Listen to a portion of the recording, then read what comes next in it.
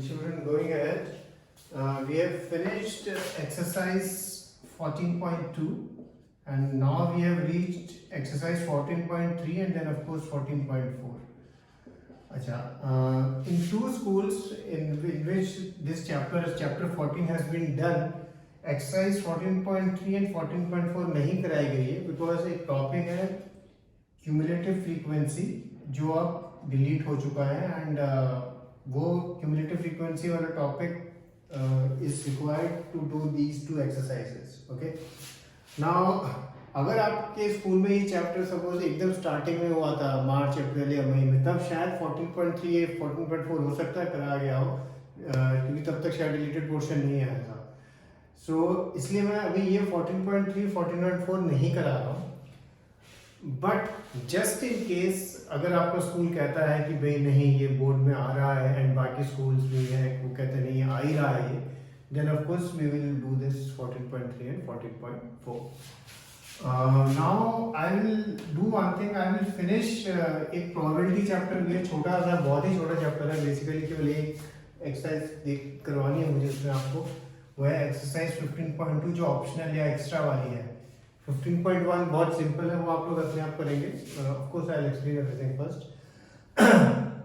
ये मैं इसलिए कर रहा हूँ क्योंकि हालांकि हमारा चैप्टर 12 एंड चैप्टर 13 के एक्स्ट्रा क्वेश्चंस पेंडिंग है, बट एक बार मैं ये प्रोबेबिलिटी भी कर देता हूँ तो फिर क्या टेक्स्ट बुक खत्म है, फिर हमें बस एक्स्ट्रा एंड एक्स्ट्रा सम्स ही करना है. सो चैप्टर 12, 13, 14 एंड 15 सबके फिर हम करते जाएंगे. एनीवे, अच्छा, प्रोबेबिलिटी में भी आपको कुछ चीजें बता रहा हूँ. कुछ चीजें आपको ऑलरेडी मालूम होगी 9th क्लास की वजह से, क्योंकि 9th में भी आपके पास ये चैप्टर था. कुछ चीजें आपको नहीं मालूम होगी. सबसे पहले probability of event happening PE ऐसे लिखा जाता है उसको, और नॉट हैपनिंग में ऊपर एक बार मारा जाता है. ठीक है. अच्छा, कोई इवेंट होना है और नहीं होना है, अगर दोनों एग्जैक्ट एक दूसरे के ऑपोजिट है तो उनका जो टोटल है वो हमेशा 1 आएगा. टोटल हमेशा 1 आएगा. तो अगर सपोज किसी चीज की प्रोबेबिलिटी निकालने की है, सपोज हमने निकाली है 0.7 और अगर हमें पूछा है कि वो नहीं हो इवेंट तो उसकी कैसे निकाल सकते हो, आप सीधा यहाँ ऐसे सब्स्टिट्यूट कर सकते हो और ये 1 माइनस 0.7 तो 0.3 आपका आंसर आ जाएगा. ओके, प्रोबेबिलिटी के किसी भी सम का आंसर 1 से ज्यादा नहीं आएगा, ये ध्यान रखना. मैक्सिमम 1 आ सकता है, 0 और 1 के बीच में आंसर आएंगे. मतलब जो फ्रैक्शंस जो भी बनेंगी आपकी, जैसे 3/5 है, इस तरह का जो भी है, ऐसा नहीं होगा कि 5/3 का भी आंसर आएगा प्रोबेबिलिटी के सम का, बिकॉज 5/3 अगर आप देखो इट इज ग्रेटर देन 1. 5/5 आ सकता है, ठीक है, बट उससे जो भी आंसर होंगे प्रोबेबिलिटी के क्वेश्चंस के 0 to 1 के बीच के ही होंगे. ठीक है. एक कॉमन क्वेश्चन बहुत बच्चे पूछते हैं कि सर ये आंसर डेसिमल में निकालना है कि फ्रैक्शन में रहना है. इसमें एक नॉर्मल थंब ऑफ रूल है कि अगर सपोज आया 1/257 ऐसे, तो इसको आपको डेसिमल में निकालने की जरूरत नहीं है.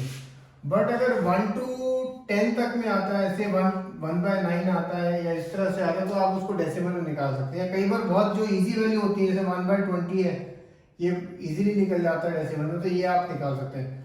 बट जो अननेचुरल वैल्यू है, सपोज किसी का आ रहा है 1/17 है या 1/27 है, तो उनको आप डेसिमल में नहीं भी निकालो, then also it is alright, it is okay. अब एक चीज मैं आपको समझाना चाहता हूँ, वो है जो सबसे बेसिक सम आता है कॉइन टॉस का. अगर हमने एक कॉइन टॉस किया, उसमें तो हेड आता है और टेल आता है बस. ठीक है. और इसमें अगर probability of getting a head, तो आप इसको जैसे PH लिख सकते हैं. तो टोटल इवेंट्स 2 हैं, तो 1/2 तो 1/2, गेटिंग अ टेल अगेन 1/2.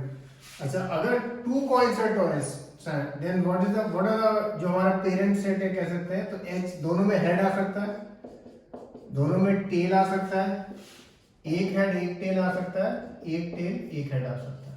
ठीक है. सिमिलरली अगर ये 3 वाला होता तो HHH TTT और फिर एक एक करके HTT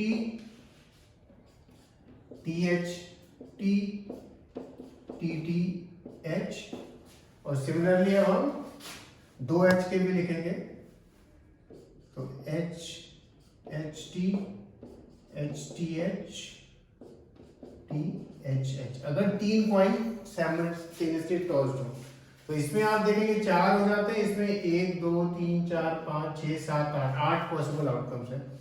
अब मैं ये सबसे पहले ऊपर वाले पे एक चीज जरा कंसंट्रेट करना चाहता हूँ। अगर क्वेश्चन आता है जिसमें सबसे ज्यादा बच्चों को कंफ्यूजन होती है, व्हाट इज द, सपोज ये 2 कॉइन और 2 coins are tossed simultaneously, question आता है what is the probability of getting at most 1 tail and second at least 1 tail. ठीक है, ये एटमोस्ट और एटलीस्ट में बहुत बच्चों को कंफ्यूजन होती है, मैं अभी एक्सप्लेन कर रहा हूँ। पहला है question, find the probability of getting at most 1 tail. At most 1 tail का मतलब है मैक्सिमम 1 चाहिए, पर 1 से कम हो तो भी चलेगा, पर 1 से ज्यादा नहीं होनी चाहिए। तो अगर इसमें आप देखो जो फेवरेबल आउटपुट है एटमोस्ट 1 टेल में एक ये और एक ये एच वाला भी, क्यों? क्योंकि 1 से कम भी चलेगा हमें, पर 1 से ज्यादा नहीं चाहिए, तो इसका आंसर होगा 3/4। सेकंड क्वेश्चन है find the probability of getting at least 1 tail. At least 1 tail का क्या मतलब है, एक तो चाहिए ही, कम से कम 1 चाहिए, और 1 से ज्यादा हो तो भी चलेगा, पर 1 तो चाहिए। तो यहाँ अगर आप देखो 1 2 और 1 से ज्यादा हो तो भी चलेगा, तो ये टीटी भी आता है इसमें, तो इसका भी आंसर बाई चांस आएगा वही, और यहाँ पे नीचे वाले में ये 3 थे एंड ऊपर वाले में, ठीक है। तो ये है एटमोस्ट और एटलीस्ट का डिफरेंस, और ये कई बार अलग अलग सेंस में अलग अलग तरह से पूछा जाता है, तो ये चीज ध्यान रखनी है आपको। फिर अब हम आते हैं डाइस पे। जो डाइस का जो एक सबसे सिंपल जो होता है, इसे सिंगल डाइस में 1 2 3 4 5 6, इसमें ऑड इवन वगैरह वो आपको ध्यान रखना है कौन से, what is the probability getting odd number even number, इस तरह के सम्स आते हैं काफी सारे लाइन्स में किए हुए हैं। अब इस बार इसमें अब एक वैरायटी आएगी कि भाई हमने 2 डाइस टॉस किए साइमल्टेनियसली, ठीक है, 2 डाइस टॉस किए, सपोज 1 2 3 4 5, और उसके बेसिस पे सम आएंगे कि भाई 2 डाइस टॉस किए हैं, तो जो टॉस किया हमने 2 डाइस एक साथ, तो जो टॉस करने के बाद व्हाट इज द प्रोबेबिलिटी, जो नंबर आए उनका टोटल 7 है 5 है, इस तरह से कोई भी सम आ सकता है। मतलब क्या है इसका, सबसे पहले इस सम को करने के लिए आपको एक ये चीज बनानी पड़ती है, ये बनानी ही पड़ेगी है, एक उसको बनाने में 1 सेकंड लगता है। ये बेसिकली हम क्या बना रहे हैं कि जैसे फॉर एग्जांपल, जैसे एक ये डाइस है एक ये डाइस है, सपोज हमने टॉस किया तो एक में 1 आया दूसरे में भी 1 आया, एक में 1 आया दूसरे में 2 आया, फिर एक में 1 आया दूसरे में 3 आया, एक में 1 आया दूसरे में 4 आया, एक में 1 आया दूसरे में 5 आया, एक में 1 आया दूसरे में 6 आया।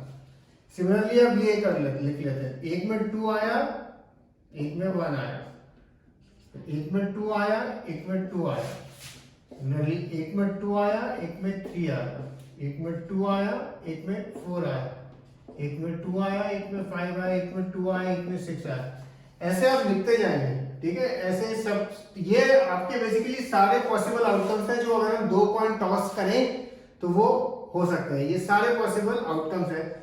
अब इसके बेसिस पे क्वेश्चन आता है, ठीक है, कि फॉर एग्जांपल आएगा कि व्हाट इज द प्रोबेबिलिटी कि टोटल जो है 6 हो, सपोज क्वेश्चन आता है टोटल 6 हो, या जब लिखेंगे टोटल आउटकम्स पॉसिबल है 36, टोटल 36 है, क्योंकि ये 6 टोटल पॉसिबल 36 अगर आता है, सपोज कि टोटल 6 होना चाहिए, तो जैसे आप फिर जब बाकी के भी बना लेंगे, जैसे यहाँ पे अगर आप देखो इसका बोलता है 6 1 + 5 6 होता है, यहाँ देखो 2 और 4 ये भी 6 होता है, तो ऐसे और देख लेना है, और फिर जितने नंबर हैं जैसे ये 1 2 काउंट करके फिर जो भी हो, सपोज 7 आता था 7/36।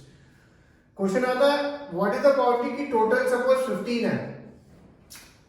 अब टोटल 15 तो कभी हो ही नहीं सकता, क्योंकि मैक्सिमम 6 और 6 12 आ सकता है, तो इस केस में आंसर क्या होगा 0/36, तो आंसर क्या आएगा 0। सिमिलरली अगर आता है व्हाट इज द प्रोबेबिलिटी कि टोटल 13 या 14, इन सब केसेस में फिर आंसर 0 आएगा, ठीक है। तो जब 2 डाइस वाले सम हो, एक ये इस तरह की टेबल बनाना कंपलसरी है, इसके बाद ही आपका सम होगा, ये एक नई चीज है जो आप देखोगे। और एक और नई चीज जो आप देखोगे इस चैप्टर में, वो है कई बार एक मैप दिया होगा आपको, ठीक है, और एक और अंदर का एक मैप दिया होगा और इसकी भी डायमेंशन दी होगी और इसकी भी आप एरिया निकालने की डायमेंशन दी होगी। और क्वेश्चन आएगा कि एरोप्लेन या कहीं से अगर हम कुछ फेंके, व्हाट इज द प्रोबेबिलिटी कि इस पोर्शन में वो चीज जाए। तो क्या करना होता है, ये इसका एरिया निकाल दो छोटे पोर्शन का, बड़े पोर्शन का एरिया निकाल दो और दोनों को बस अपॉन में लिख देना, ठीक है। तो एक ये मैप वाला सब नया आएगा। फिर जो कार्ड्स के समय वो आपको मालूम है, अगर नहीं मालूम है तो एक सेकंड में आपको हल्का सा रिफ्रेश कर देता हूँ। ये डेक ऑफ कार्ड्स होते हैं, ठीक है, उसमें 52 होते हैं, ठीक है, और हर एक कलर के 13 होते हैं, 4 होते हैं सूट्स, उसको 13 उसमें जो फेस कार्ड होते हैं वो 3 होते हैं, ठीक है। फेस कार्ड हम मानते हैं 3, किंग, क्वीन और जैक, ये आपके फेस कार्ड है, ये आपको ध्यान रखना है, ये आपके फेस कार्ड है और ये हर एक में होंगे, king, queen and jack. And colour तो आपको मालूम है, 2 कलर होते हैं, या तो रेड या ब्लैक, ठीक है। 26 कार्ड रेड कलर के होते हैं, 26 कार्ड ब्लैक कलर के। फॉर एग्जांपल क्वेश्चन आता है what is the probability of getting a red coloured S, red coloured S. तो 4 इक्के होते हैं, 4 एसेस होते हैं, आपको मालूम है, उसमें से 2 का कलर रेड होगा, 2/52। इस तरह के बहुत सारे क्वेश्चंस आते हैं, आप वो तो आप जब एक बार सॉल्व करना स्टार्ट करेंगे आपको आइडिया लग जाएगा।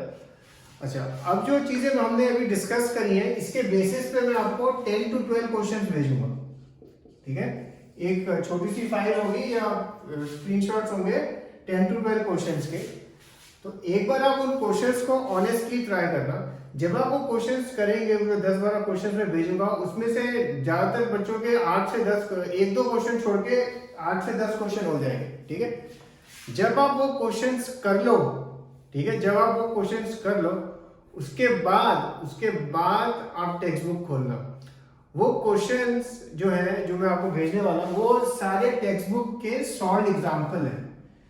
Probability is the only chapter जिसमें उन्होंने हमारी बुक में, जिसमें काफी अच्छे से उसने एग्जांपल्स दिए हैं, वो भी सॉल्व, जो gradually difficulty level and almost सारे टॉपिक्स कवर करते हैं। बट पहले मैं चाहता हूँ आप एक बार अपने आप ट्राई करना, और जब एक बार ट्राई कर लो, उसके बाद फॉर चेकिंग पर्पस, या अगर 1 या 2 क्वेश्चन कोई छोड़ा उसको देखने के लिए आप फिर वो टेक्स्ट बुक खोलना है, वो एक बार just go through all the examples and compare your solutions.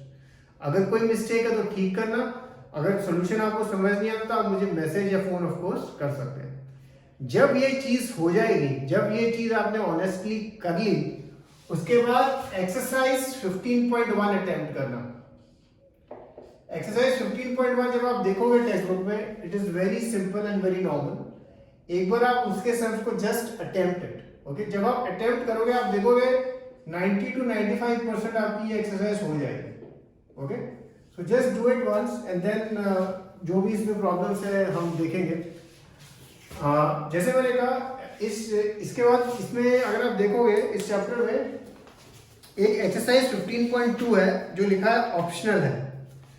वो एक्सरसाइज मैं आपको कराऊंगा टोटली, बिकॉज वो जो ऑप्शनल एक्सरसाइज है उसमें सम थोड़े तो डिफरेंट है, एंड कभी कभी ये ऑप्शनल एक्सरसाइज में से भी सम पूछे गए हैं। जो 15.1 है वो तो नॉर्मल है, वो तो हो जाएंगे आपके, ये थोड़ी ऑप्शनल थोड़ी डिफरेंट है, इसलिए मैं आपको कराना चाहूंगा, okay. So first finish till here, first thing you have to do is do the technical questions which I have sent you.